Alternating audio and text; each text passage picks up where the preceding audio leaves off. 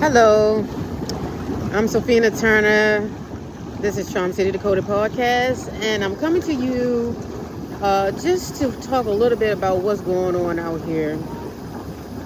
A lot has been going on when it comes down to our young people, especially down south. We have Carmelo Anthony. He's a young black boy at the time. He was 17. He was defending himself, as he said, against a Caucasian male about the same age who was bigger than him. And he wound up stabbing him in the chest, where the young man wound up dying from that encounter. And Carmelo was saying that he was defending himself. He was an athlete. He ran track, if I'm not mistaken. It was raining on this particular day, and he was invited to be in a tent, from my understanding, where a lot of the athletes go. And if you were an athlete, you were welcome, from my understanding. Also, when it comes down to the school rules, I guess the Caucasian young man, along with a couple other folks, didn't care for him being in there. So they approached him, they informed him to get out, and then they became very hostile, from my understanding. So he thought he had to defend himself. But not even just that. He was found guilty, but not a jury of his peers, because there was no black person on that jury who could understand him more, coming from the background that we all share. But that didn't happen for him. And they wound up finding him guilty and sentencing him up to 35 years in prison for defending himself. That's bad. That's real bad.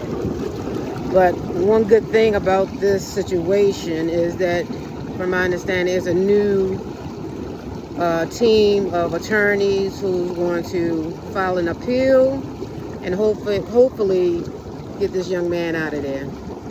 So I pray that happens for him. And then you have another young man. Now, if I'm not mistaken, I believe, as far as Carmelo, I don't believe he was out of Georgia. I can't remember exactly which state down south he was from, but it is down south. But then you have another young man named Nolan Wells. And he's deceased. He's been deceased since 4th of July of this year. The year that we celebrate 250 years of this republic. And he was out. He went on a boat with 3 of his friends who happened to be Caucasian. Now, Nolan Wells is a black young man who was 18 years old. Now, this young man had a bright future ahead of him. He was a football player. I think he was like first string at his university, that he's supposed to have been going to the camp starting that Monday, which would have been, I believe, July the 6th.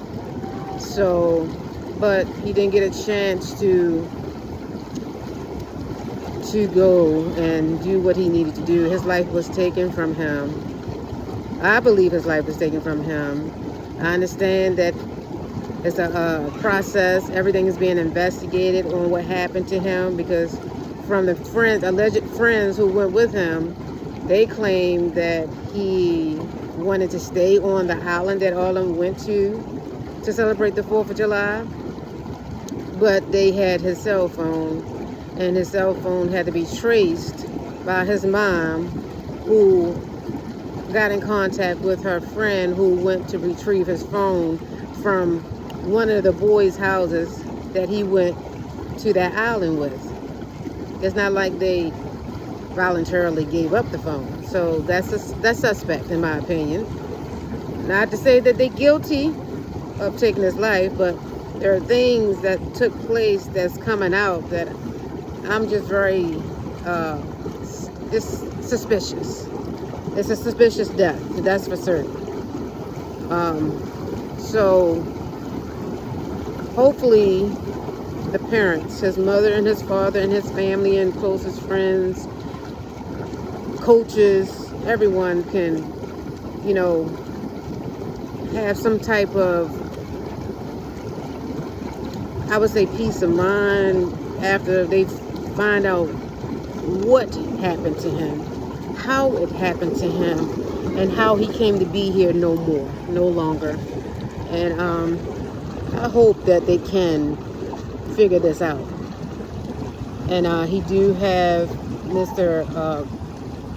Crump as his attorney and a team of other people who's going to be working the case to do self-discovery on what really happened, to find facts on what happened. So my heart goes out to the family, to the friends, to everyone who cared about Nolan.